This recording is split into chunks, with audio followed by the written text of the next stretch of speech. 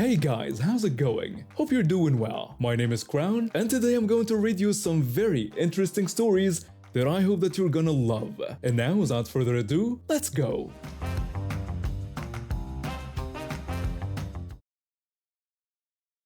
My girlfriend likes to capture moments. Whether we're trying a new restaurant or she's made something special at home, she'll snap a quick photo. It takes maybe 10 seconds, and seeing her smile when she gets the perfect shot is worth way more than any inconvenience of waiting to eat. Last Saturday night, we decided to treat ourselves to dinner at this upscale Italian place downtown. We'd been working crazy hours all week and we both needed a break. The restaurant was busy, but we managed to get a nice table by the window. When we were settling in and looking at our menus, my girlfriend suddenly perked up. She pointed across the room with excitement and told me she recognized someone from high school.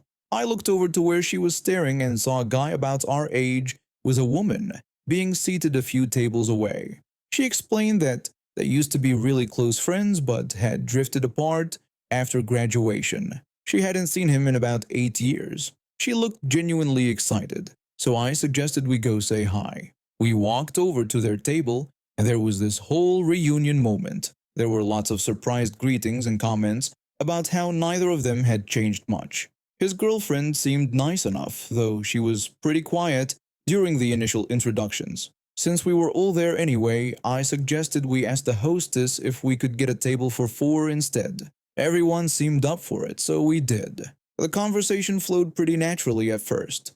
My girlfriend and her friend were catching up on old mutual friends, what they were doing for work, the usual stuff you talk about when you haven't seen someone in years. When our food arrived, my girlfriend did what she always does. She pulled out her phone to take a quick photo of her pasta. It was this beautiful seafood linguine with the sauce glistening under the restaurant lights. She angled it just right, snapped maybe 3 photos, and put her phone away. The whole thing took maybe 15 seconds. His girlfriend saw this and pulled out her phone too, probably wanting to get a shot of her dish. That's when things got uncomfortable. He made a sarcastic comment about whether we were really going to do this right now. His girlfriend looked up from her phone, clearly confused. He went on to complain about the whole Instagram thing and said he just wanted to eat their food like normal people. His girlfriend said she was just taking one picture and that it wasn't a big deal. But he kept going, saying it was embarrassing and that people would think they were those people who couldn't enjoy a meal without documenting it. His girlfriend's face got red. She put her phone away without taking the photo. The whole table got quiet for a moment. Then he turned to me like he was looking for backup. He asked if I didn't find this annoying too, complaining that the food was getting cold while they played photographer. I looked at my girlfriend, who was now looking down at her plate, clearly uncomfortable. I could tell she was embarrassed, and that made me mad. I told him that I didn't see what the big deal was. I explained that it made her happy and only took about 10 seconds. I said I'd rather wait a few extra seconds than make someone I care about feel bad about something harmless. His expression changed immediately. I could tell he wasn't expecting me to not side with him. He made a snide comment about how some people were just more patient than others. The rest of dinner was pretty awkward. He kept making little comments about the younger generation and social media culture. His girlfriend barely spoke for the rest of the meal. My girlfriend tried to keep the conversation going, but you could tell the energy was completely different. When we left the restaurant, we did the usual polite talk about hanging out again soon, but everyone knew it was just being nice. My girlfriend and I walked to our car in silence. I apologized to her for how weird things got. She thanked me for standing up for her and said it was really sweet. I told her I just didn't understand why he had to make such a big deal out of it, since it wasn't like she was holding up the entire restaurant. She agreed and said she felt bad for his girlfriend too, who had looked mortified. We got home and settled in to watch a movie. About an hour later, my girlfriend's phone started buzzing with text messages. She picked it up and her eyes got wide. She said I wasn't going to believe what she was reading. She showed me her phone. There were several messages from her old friend, and they were getting progressively more angry. The first message said he'd had an argument with his girlfriend about that night and that she was upset about what he'd said at dinner. Then he wrote that she thought he'd embarrassed her in front of us. The next message blamed the whole thing on me. saying it was really my fault for encouraging this behavior.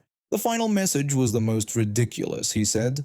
I owed him for dinner since I was the reason they were fighting. I read through the messages twice to make sure I wasn't missing something. I asked her what his logic was for thinking I owed him for dinner because I had no idea how he'd reached that conclusion. She said she had no idea either and that the whole thing was insane. She started typing a response but then stopped. She decided she wasn't going to dignify his messages with a response. I agreed that was probably for the best and commented that it sounded like his girlfriend had bigger problems than just what happened that night.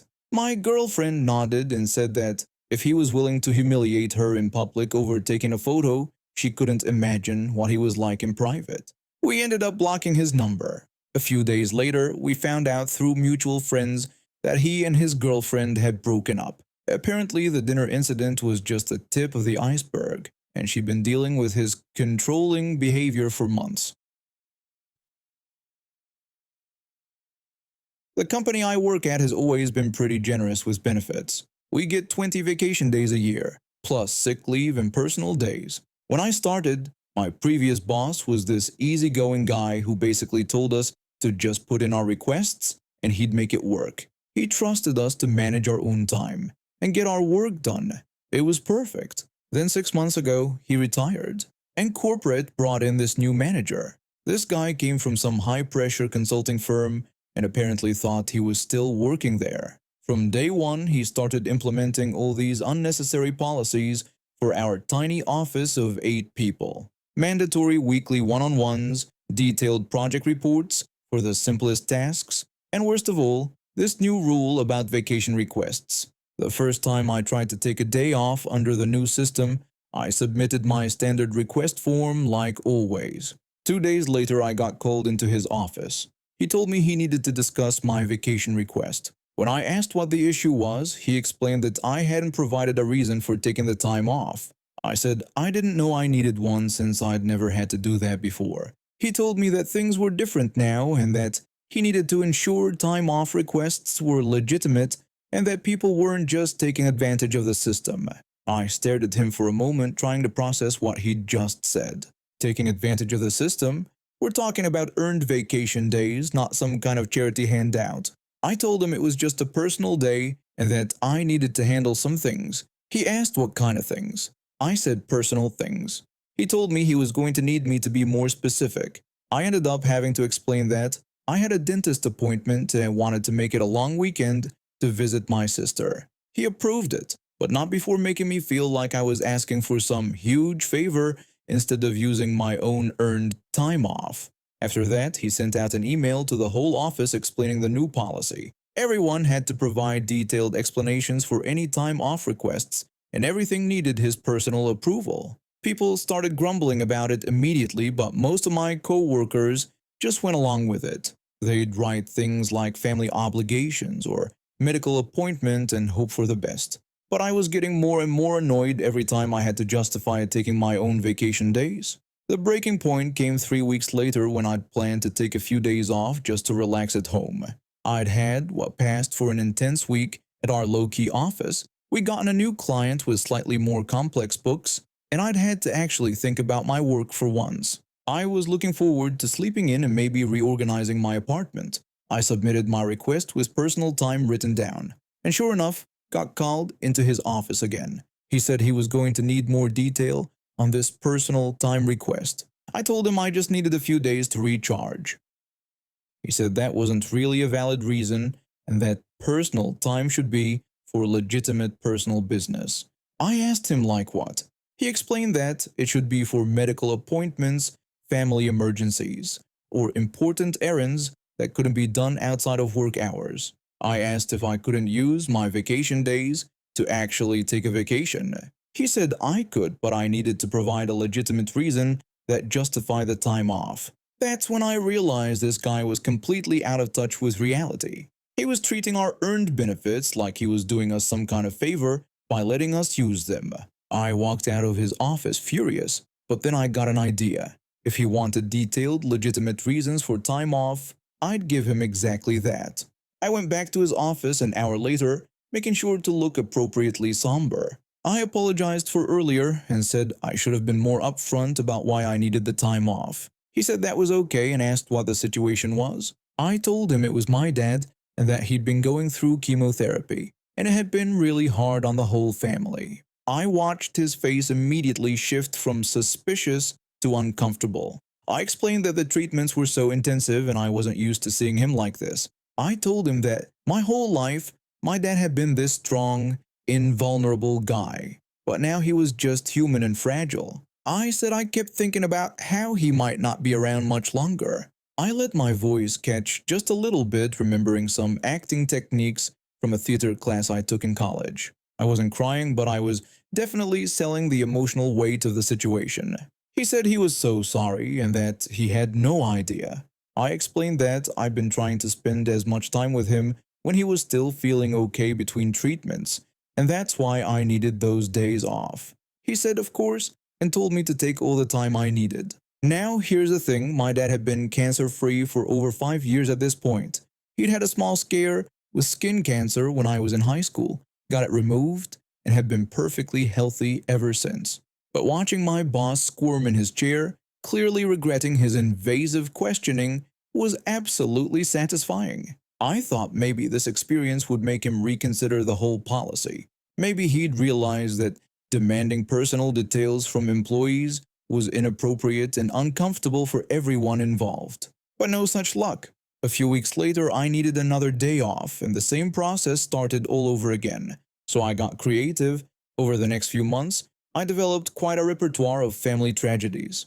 My grandmother passed away 3 separate times. Once from a heart attack, once from pneumonia, and once from what I vaguely described as complications from her age. Each time I'd show up at his office, looking appropriately grief-stricken, and talk about how hard it was to lose someone who'd been such an important part of my childhood. Then there was my uncle's car accident, which required multiple days off for hospital visits and helping with his recovery. My cousin's wedding that required travel across the country.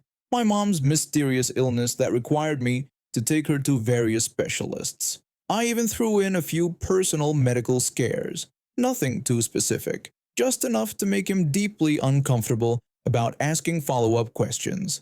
The beautiful thing was watching him get more and more uncomfortable with each request. He'd start shifting in his chair the moment I walked through his door instead of just emailing my request. He knew he'd created this situation where employees had to share intimate details about their lives, and he was clearly starting to realize how inappropriate it was. One time he mentioned that I seemed to have a lot of family emergencies. I told him yeah, it had been a really tough year, and sometimes these things just happen all at once. He just said right, of course. He never questioned the details, probably because he was too afraid of what other tragic story I might share. And honestly, I was getting better at this performance each time. I'd vary my approach. Sometimes I'd be stoic and trying to hold it together. Other times I'd be more openly emotional. I even brought in some props occasionally, like tissues or a sympathy card I was planning to send. The other employees started noticing that I never seemed to have any trouble getting time off approved while they were still getting grilled about their personal errands and family obligations. A few of them asked me about it. One co-worker asked how I always got my vacation days approved so easily. I told her I just made sure to provide the level of detail he was asking for. She asked what I meant. I explained that he wanted to know exactly what was going on in our personal lives, so I told him. I didn't go into specifics, but I could see the wheels turning in her head. Within a month, suddenly everyone in the office was having family emergencies and medical issues that required time off. The boss was getting more and more uncomfortable with each request, but he couldn't back down from his own policy without admitting it was wrong in the first place. The final straw came when I needed to take a day off for what was actually a legitimate reason. I had a job interview at another company. Obviously, I couldn't tell him that, so I went with another family tragedy. I told him I needed to take next Friday off. He asked what the situation was this time. I said it was my grandmother again and that she was back in the hospital. He said he thought my grandmother had passed away. I explained that was my father's mother and this was my mom's mother. He asked didn't she also pass away a few months ago. I realized I got my fictional deaths mixed up. For a moment, I panicked, but then I leaned into it. I told him no, that was my great-grandmother. I said I knew it was confusing because we had a lot of older relatives, and this had just been such a difficult time for the whole family. He just said right. He approved the request, but I could tell he was starting to suspect something. Not that it mattered, I got the job I interviewed for and put in my 2 weeks' notice the following Monday. During my exit interview with Human Resources, they asked about my experience with management. The HR person asked for any feedback about my supervisor. I told them that his policy of requiring detailed explanations for vacation requests had created some interesting situations. They asked how so. I said that employees shouldn't have to share intimate details about their personal lives in order to use their earned time off, and that it made everyone uncomfortable and created an inappropriate dynamic. They said they'd take that into consideration. 2 weeks later, one of my former co-workers texted me that the boss had quietly dropped the vacation explanation requirement. Apparently, HR had received several complaints about the policy after my exit interview, and they decided it was creating potential legal issues around employee privacy. He lasted about 6 more months before getting transferred to a different department. Apparently, his approach to management didn't work when he tried it with other teams. My grandmother, by the way, is still alive and doing great. All 4 of my grandparents are, actually. But I like to think that somewhere in his files, there's a record of all the tragic family events that supposedly happened during my time there. Tree removal has been my job for about 3 years now. Most people don't realize how much skill goes into safely removing trees, especially in residential areas where one wrong cut could take out someone's house or car. The company I work for handles everything from storm damage cleanup to routine tree maintenance. We're licensed, insured, and follow all the proper protocols. When homeowners need a tree removed, they call us. When the city needs hazardous trees taken down, they call us. It's legitimate work that serves an important purpose. Last Tuesday started like any other day. My crew and I got assigned to remove a massive oak tree in one of the newer subdivisions. The tree was beautiful, I'll give it that, but it was also dying from some kind of disease and posed a serious risk to the house next to it. The homeowner had already gotten the proper permits, and our supervisor had checked everything twice.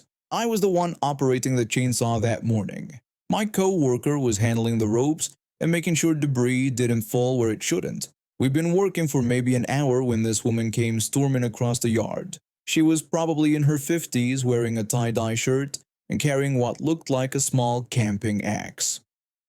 Her face was angry, and she was shouting before she even got close to us. The woman yelled at us to stop right there and demanded we couldn't cut down this tree. I turned off my chainsaw and looked at her. My co-worker and I exchanged looks. We deal with concerned neighbors sometimes, but this felt different. I tried to explain that we had all the proper permits for this removal and that the homeowner had requested this service. She shot back that she didn't care about our permits and claimed the tree was over 100 years old. She called what we were doing a crime against nature. I told her I understood her concern, but tried to explain that the tree was diseased and actually dangerous to leave standing. She dismissed this completely, saying that's what people like us always say. She accused us of just wanting to destroy everything natural for profit. She was getting closer now, and I could see she was gripping that axe pretty tightly. My co-worker took a step back and reached for his radio. I told her that I needed her to step back because this was a work zone and it wasn't safe for her to be here.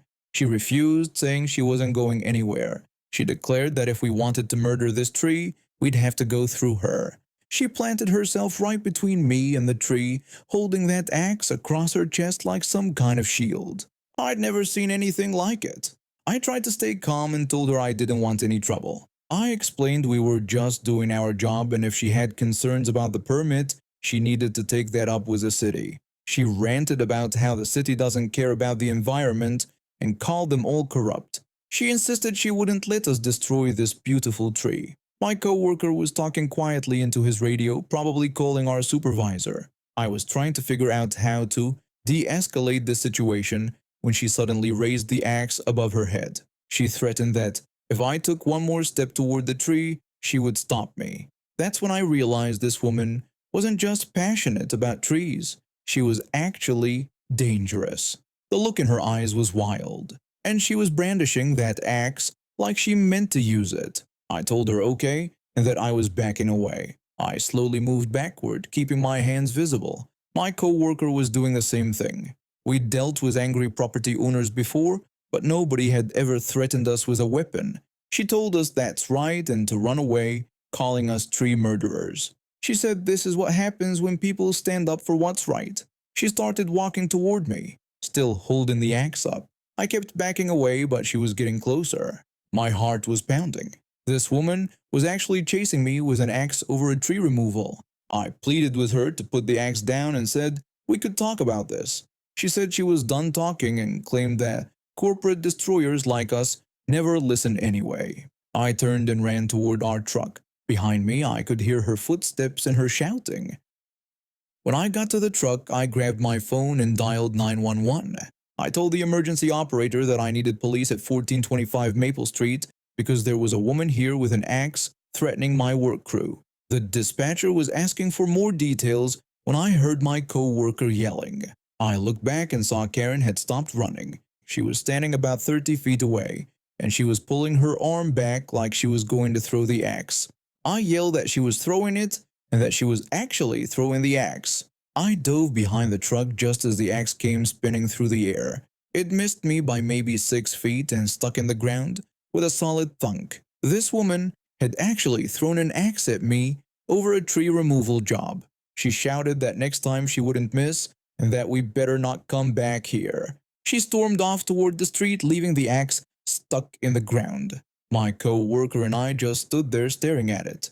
In 3 years of tree work, nothing even close to this had ever happened. The police showed up about 10 minutes later. 2 officers took our statements, while a third went to collect the axe as evidence. They found Karen walking down the street about 3 blocks away, still fuming and shouting about environmental destruction. When they tried to question her, she started yelling at them too, calling them corporate puppets and demanding they arrest us instead.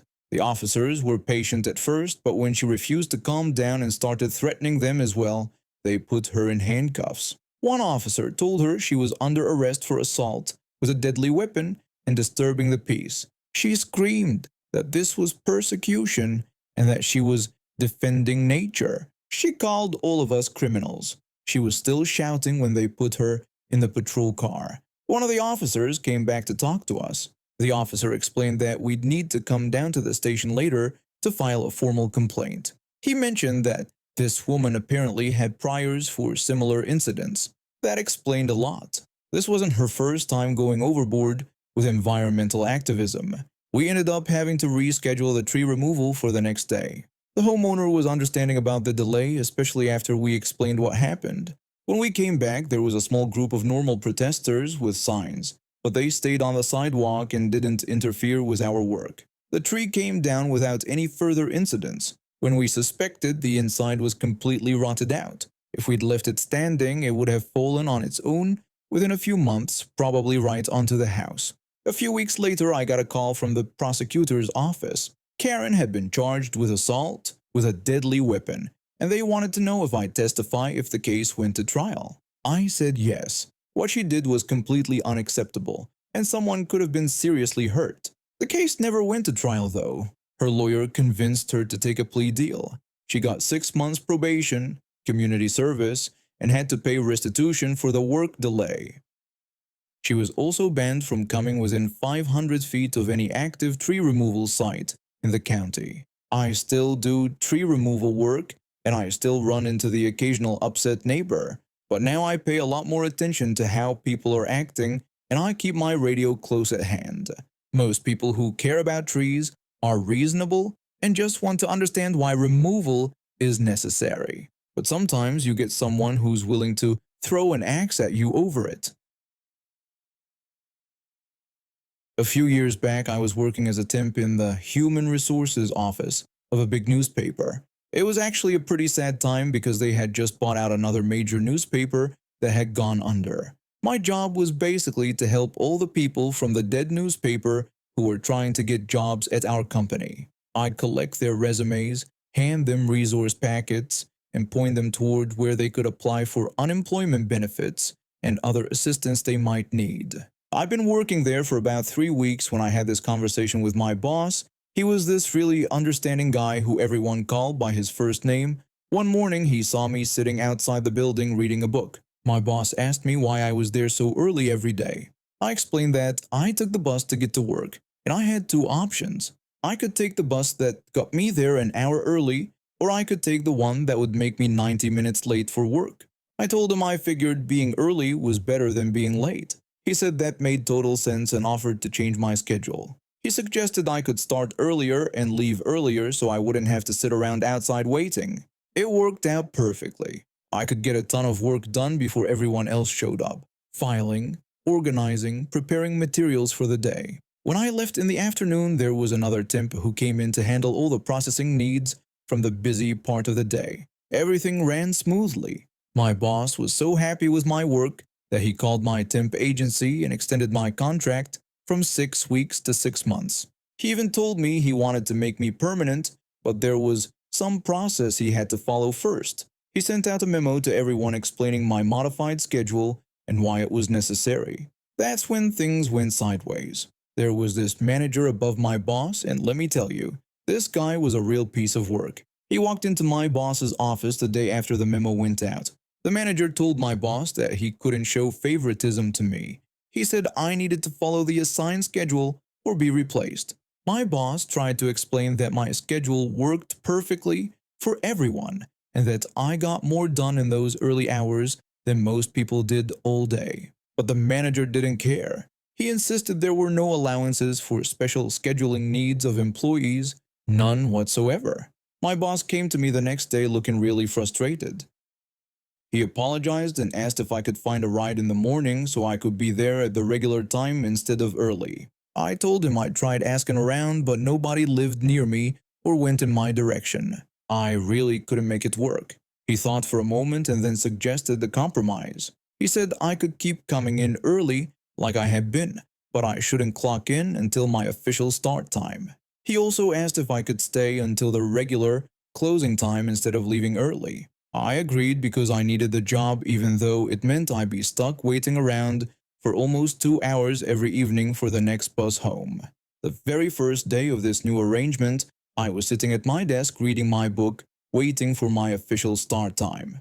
The same manager who had caused all this trouble walked right up to my desk and demanded that I make some photocopies in triplicate. Before I could even respond, my boss appeared out of nowhere. He told the manager that I wasn't on the clock for another 20 minutes and that I could do the copies after I clocked in, between my regular duties. The manager insisted that I was on the clock and could work. My boss smiled this sweet smile that somehow looked dangerous. He reminded the manager that he had said no schedule modifications.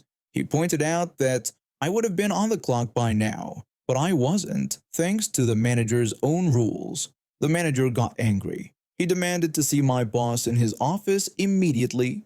My boss agreed politely. They went into the office and I could hear raised voices, but I couldn't make out what they were saying. I just kept reading my book and watching the clock. About 5 minutes before I was supposed to clock in, my boss called me into the office. He told me that, effective immediately, I was going back to my original modified schedule. I nodded, clocked in, and made those photocopies before people started arriving for the day. I never heard what exactly happened in that office, but the manager never bothered me again. In fact, he barely looked at me after that.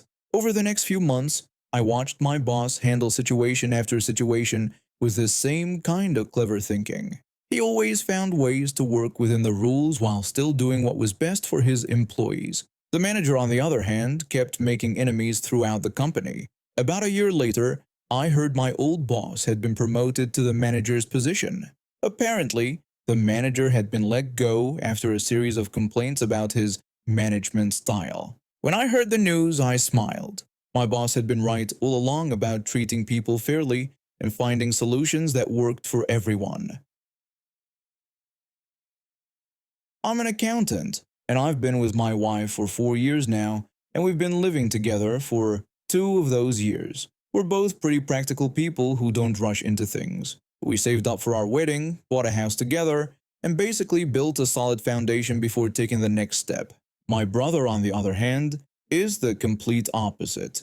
He's 26 and works as a bartender at different clubs around the city. The guy changes girlfriends like most people change their socks. I'm not being mean here, it's just the truth. In the past year alone, he's had 7 different girlfriends. 7. I counted because it became a running joke in our family. There was Sarah, who lasted 3 weeks, then Maria, who made it to 6 weeks, then Jennifer, who actually broke his record at 10 weeks. The list goes on and on. He meets them at bars, on dating apps, through friends, and within a month he's calling them the one and talking about moving in together. Then something happens and they're gone. My parents used to get excited about meeting his new girlfriends, but now they just nod politely and wait for the inevitable breakup. My dad even started a secret betting pool with my uncle about how long each relationship would last. So when my brother showed up to my wedding with his latest girlfriend, I wasn't surprised. They've been together for exactly 2 months, which actually put her in his top 5 for longest relationships. She seemed nice enough, kinda quiet, and she was trying really hard to fit in with the family. The wedding ceremony went great. My wife looked beautiful, the weather was perfect, and everyone had a good time. But then came the photo session, and that's where everything went wrong. Our photographer was setting up for the formal family portraits that would go in our wedding album and be framed for our house. These are the photos that matter, the ones that will be on our mantle for the next 30 years. I pulled my brother aside while the photographer was adjusting his equipment. I asked him if I could talk to him for a second, and he said sure and wanted to know what was up. I told him that for the formal family photo I prefer if his girlfriend sat this one out.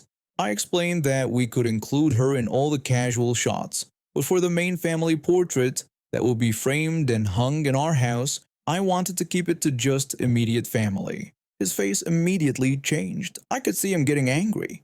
He asked if I was serious right now. I told him it wasn't anything personal against her because she seemed really nice. I explained that this photo was going to be hanging in our house forever, and he knew how his relationships usually went. He got defensive and asked what I meant by how his relationships usually go. I told him to come on because he knew what I meant. I pointed out that he'd had more girlfriends in the past year than I'd had in my entire life. I explained that I just didn't want to look at my wedding photo in 10 years and have to explain who some random girl was. He said I was being incredibly disrespectful to both him and her. He accused me of acting like his relationships didn't matter at all. I tried to explain that I wasn't saying they didn't matter, but that I was just being realistic. I asked him when was the last time he dated someone for more than 3 months. He argued that just because his past relationships were short didn't mean this one wouldn't last. He said I couldn't just assume it was going to end. I told him I wasn't assuming anything and that I was just asking for one photo without her. I reminded him that she could be in literally every other photo we took that day. At this point, my dad noticed we were having a heated conversation and came over. He asked if everything was okay. My brother told him that I wanted to exclude his girlfriend from the family photo because I thought they were going to break up. My dad asked if that was true. I explained that I just asked if she could sit out the formal family portrait, the one that would be framed and hung in our house. I said I thought it should just be immediate family. My dad looked uncomfortable. He knew my brother's track record just like anyone. He suggested to my brother that maybe it would be better to just take the photo with immediate family for now. He said we could take plenty of other photos that included everyone. My brother said he couldn't believe my dad was taking my side on this. My dad said he wasn't taking sides and that he was just trying to keep the peace on my wedding day. My brother looked like he wanted to argue more, but the photographer was calling for us to get into position. He grudgingly agreed to take the photo, but I could tell he was furious. His girlfriend just stood off to the side looking mortified. I actually felt bad for her because she was caught in the middle of this whole thing. She hadn't done anything wrong. We took the formal family photo and it turned out great. Just me, my wife, my parents, and my brother. Classic and timeless. Then we took about 20 other photos that included his girlfriend, the wedding party, extended family, and friends. But apparently, that wasn't enough for my brother. Right after the photo session, he and his girlfriend left the wedding. They didn't stay for dinner, they didn't stay for the dancing, they just left. On my wedding day, I was pissed, but I tried not to let it ruin the rest of the evening. My wife and I had an amazing time dancing and celebrating with everyone else, but the drama wasn't over. The next day, my mom called me and said she thought I owed my brother an apology. I asked her what for, explaining that it was my wedding photo and I wanted it to be just immediate family. She said I had embarrassed him and his girlfriend, and that his girlfriend was probably really hurt. I reminded her that she knew how he was with relationships, and that this girl would probably be gone by next month.